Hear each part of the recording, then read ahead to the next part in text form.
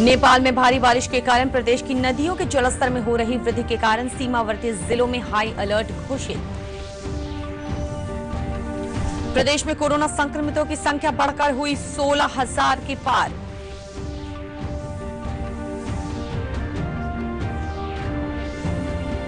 Patna AIIMS में आज से कोविड-19 के लिए देश में बने वैक्सीन का मानव परीक्षण होगा शुरू।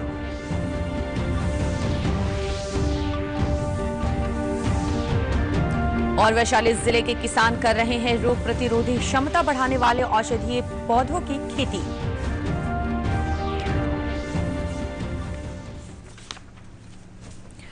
नमस्कार, मैं हूं प्राची। आइए देखते हैं समाचार विस्तार से। नेपाल में हो रही लगातार बारिश और गंडक बराज से लगभग 3 लाख क्यूसेक से ज्यादा पानी छोड़े जाने के बाद पश्चिम चंपारण जिले में हाई अलर्ट घोषित कर दिया गया है।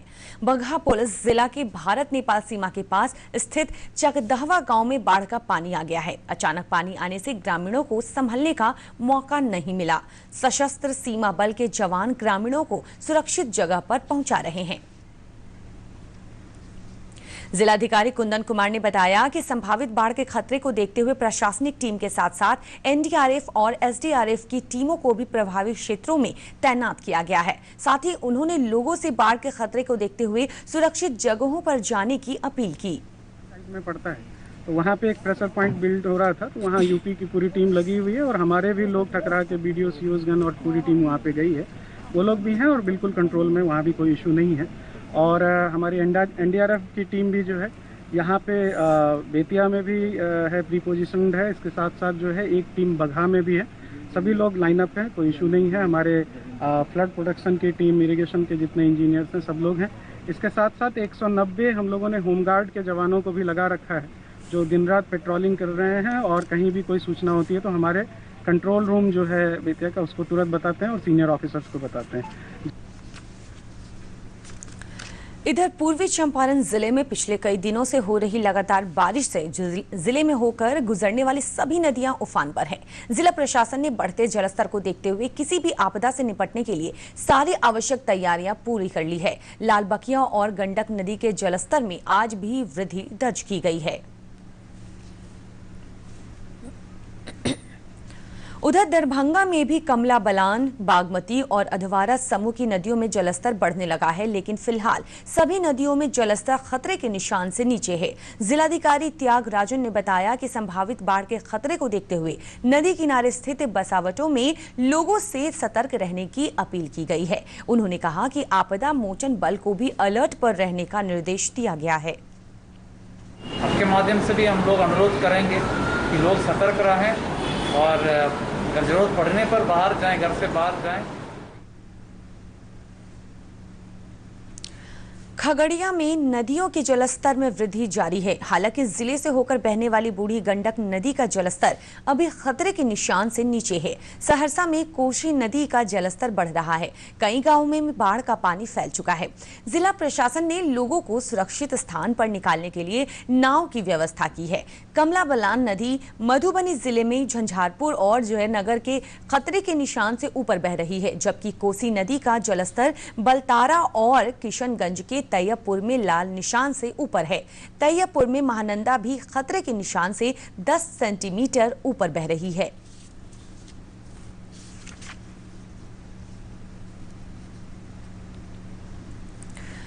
प्रदेश में मानसून के पूरी तरह सक्रिय होने से कई भागों में मध्यम से भारी वर्षा रिकॉर्ड की गई है। पटना स्थित मौसम विज्ञान केंद्र के अनुसार कल गलगलिया में सबसे अधिक 16 सेंटीमीटर बारिश हुई है। वहीं ठाकुरगंज में 14 सेंटीमीटर, जयनगर और उत्तरी कटिहार में 10-10 सेंटीमीटर, त्रिवेणीगंज, किशनगंज में 9-9 सेंटीमीटर, बेनीबाद में 8 सेंटीमीटर, तैयबपुर में 7 सेंटीमीटर और बहादुरगंज, अररिया, पूर्णिया तथा फारबिसगंज में 6-6 सेंटीमीटर बारिश रिकॉर्ड की गई है। मौसम विभाग ने आज राज्य के उत्तरी और दक्षिणी पूर्वी भागों में भारी बारिश के साथ वज्रपात की आशंका जताई है। प्रदेश के विभिन्न जिलों से कल 1266 नए मामलों की पुष्टि होने के बाद कोरोना संक्रमितों की संख्या बढ़कर 16,305 हो गई है। पिछले 24 घंटों में 962 लोग स्वस्थ हुए हैं, जिसके बाद स्वस्थ होने वाले लोगों की कुल संख्या बढ़कर 11,953 हो गई है। स्वास्थ्य विभाग से प्राप्त जानकारी के अनुसार वर्तमान में स्वस्थ होने की दर 73.31% है। प्रदेश में अब तक संक्रमण से 125 लोगों की मौत हो चुकी है। राज्य भर में 4,226 सक्रिय मामले हैं। पटना के अखिल भारतीय आयुर्विज्ञान संस्थान एम्स में आज से कोविड-19 के लिए देश में बने वैक्सीन का मानव परीक्षण शुरू किया जाएगा। पटना एम्स के मेडिकल सुपरिटेंडेंट CM सिंह ने बताया कि इसके लिए सारी तैयारियां पूरी कर ली गई है। सोमवार से यानी 13 जुलाई से शुरू करने जा रहा है। इसकी इंफॉर्मेशन डिफरेंट मीडिया के द्वारा, प्रिंट और इलेक्ट्रॉनिक मीडिया के द्वारा लोगों को दी जा रही है। जो भी इच्छुक व्यक्ति हैं वो दिए गए फ़ोन नंबर पे कांटेक्ट करके सोमवार को आ सकते हैं। आने के बाद उनका ब्लड की जांच होगी, यूरिन की जांच होगी और फिजिकल एग्जामिनेशन होगा। जो लोग स्वस्थ होंगे 18 से 55 साल के बीच के, उन लोगों को इस ट्रायल में शामिल किया जाएगा और उनको वैक्सीन की डोज दी जाएगी।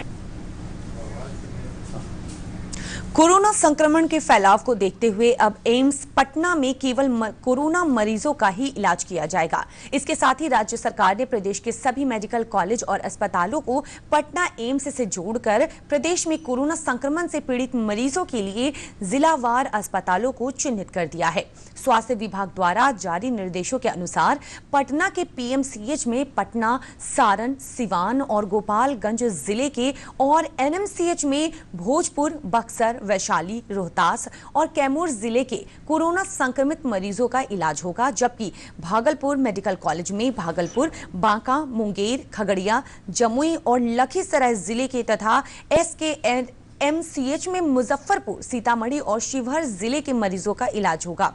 अनुग्रह नारायण मेडिकल कॉलेज में गया, औरंगाबाद, जहानाबाद और अरवल जिले के कोरोना संक्रमित मरीजों का इलाज होगा। सरकार के आदेश के अनुसार पावापुरी मेडिकल कॉलेज में नालंदा, नवादा और शेखपुरा जिले के तथा बेतिया मेडिकल कॉलेज में पूर्वी चंपारण और पश्चिमी चंपारण जिले के और मधेपुरा मेडिकल कॉलेज में सहरसा, मधेपुरा, पूर्णिया, अररिया, कटिहार और किशनगंज जिले के कोरोना संक्रमित मरीजों का इलाज किया जाएगा। इन मेडिकल कॉलेज अस्पतालों में 50% बेड कोरोना संक्रमित मरीजों के लिए आरक्षित कर दिए गए हैं।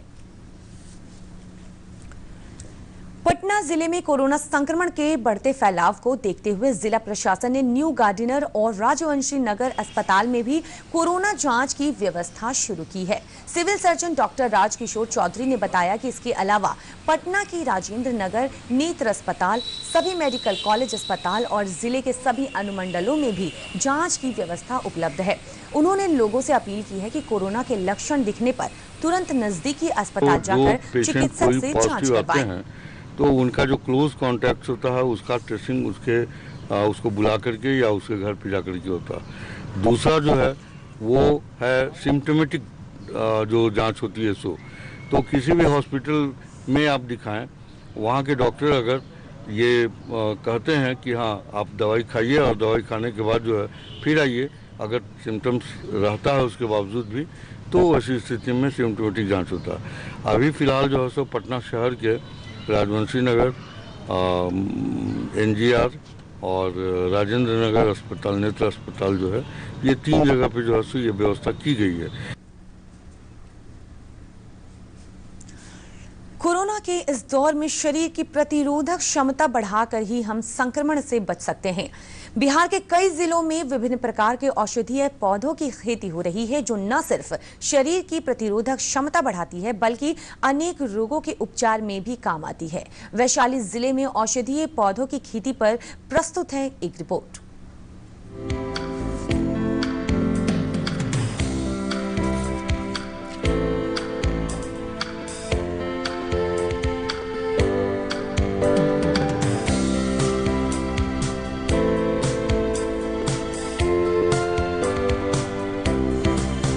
केमिकल युक्त अंग्रेजी दवाओं के लगातार इस्तेमाल से अनेक दुष्परिणाम परिलक्षित होते हैं। इस वजह से लोगों में औषधीय जड़ी बूटियों के प्रति रुझान बढ़ा है। कोरोना के इस दौर में जब शरीर की प्रतिरोधक क्षमता बढ़ाने की बात आती है तो अनेक औषधीय पौधों का नाम लिया जा सकता है। वैशाली के जिला मुख्यालय हाजीपुर में इन दिनों औषधीय पौधों की खेती को काफी बढ़ावा मिल रहा है। औषधीय गुणों से युक्त गिलोय, तुलसी, अश्वगंधा, आंवला, लेमन ग्रास और वीट ग्रास जैसे औषधीय पौधों की मांग कोरोना काल में बढ़ गई है। औषधीय पौधों की खेती करने वाले किसान रामवीर चौरसिया कहते हैं, इन पौधों का आयुर्वेदिक दवा बनाने के साथ साथ व्यंजन बनाने में भी इस्तेमाल हो रहा है और इससे इनकी खेती लाभकारी हो गई है। ये लेमन ग्रास का चाय पर डे लेमन ग्रास, गिलोय और तुलसी मिलाकर के एक काढ़ा बनाते हैं। सुबह की चाय के तौर पे इसका इस्तेमाल करते हैं और इससे क्या है कि ये कोरोना के बीमारी से भी होता है और शारीरिक रूप से भी हम लोगों को स्ट्रॉन्ग बनाता है। रामवीर चौरसिया औषधीय उत्पादन को लेकर बिहार सरकार, कृषि विश्वविद्यालय और अन्य कई संगठनों से सम्मानित भी हो चुके हैं। आज कोरोना से बचाव के लिए जहां चिकित्सक कई प्रकार के काढ़े का सेवन करने की सलाह देते हैं, वहीं आंवला, एलोवेरा, गिलोय और नींबू जैसी जड़ी बूटियों के सेवन को शरीर की प्रतिरोधक क्षमता बढ़ाने में मददगार बताते हैं। इन सब बातों से अलग जड़ी बूटियों की बाजार में अधिक मांग होने से न सिर्फ इसकी खेती बल्कि इससे जुड़े प्रसंस्करण उद्योग में रोजगार की बड़ी संभावनाएं हैं।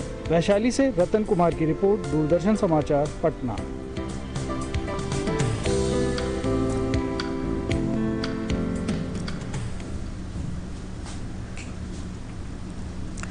पटना के बिहटा स्थित राष्ट्रीय आपदा मोचन बल एनडीआरएफ की 9वीं वाहिनी के जवान अपने कर्तव्य पालन के साथ साथ वृक्षारोपण कर समाज को पर्यावरण को स्वच्छ और सुरक्षित रखने का संदेश दे रहे हैं। इसी क्रम में जवानों ने बिहटा के एनडीआरएफ कैंपस के साथ साथ सुपौल स्थित रीजनल रिस्पांस सेंटर और पटना के दीदारगंज में बल के तैनाती स्थल पर फलदार, छायादार और अन्य प्रकार के पौधे लगाए। कमांडेंट विजय सिन्हा ने बताया कि आज विकास की अंधी दौड़ में लोग जाने अनजाने पर्यावरण को नुकसान पहुंचा रहे हैं। धरती और पर्यावरण के संरक्षण के लिए वृक्ष एक महत्वपूर्ण घटक है। सहरसा जिले के कहरा प्रखंड के अमरपुर महादलित टोला में 3 लाख रुपए की लागत से 6 सामुदायिक शौचालयों का निर्माण हुआ है। प्रधानमंत्री गरीब कल्याण योजना के तहत वैसे महादलित परिवार जिनके पास शौचालय बनाने के लिए जगह नहीं है, उनके लिए इस शौचालय का निर्माण किया गया है। जिलाधिकारी कौशल कुमार ने कल शौचालय के उद्घाटन कार्यक्रम में बताया कि सभी शौचालयों की चाबी स्थानीय महिलाओं को सौंपी गई है। साथ ही उन्होंने कहा कि फिलहाल 200 शौचालय बनाने का लक्ष्य है, जिसे आगे 1000 तक बढ़ाया जाना है। गरीब कल्याण रोजगार अभियान के तहत और प्रयास तो ये भी है कि हर गांव जो महादलित टोला है जिला में, तो करीब 1000 है, सभी टोला में एक सामुदायिक शौचालय हो, जहाँ पे लोग व्यक्तिगत शौचालय से अच्छा नहीं वहाँ पे समुदाय से बनाने का है। तो हम लोग प्रयास कर रहे हैं कि इनिशियल फेज जो गरीब कल्याण अभियान का है उसमें 200 पहले बनाए अक्टूबर तक, उसके बाद धीरे धीरे करके और हर टोला में जहाँ पे इंडिविजुअल शौचालय नहीं है वहाँ पे सामुदायिक शौचालय बनाए। और अंत में मुख्य समाचार एक बार फिर से।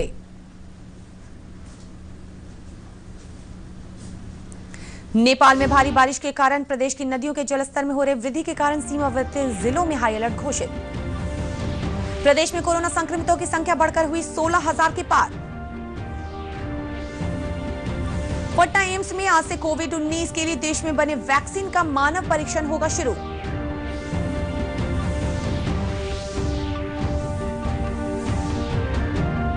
और वैशाली जिले के किसान कर रहे हैं रोग प्रतिरोधी क्षमता बढ़ाने वाले औषधीय पौधों की खेती।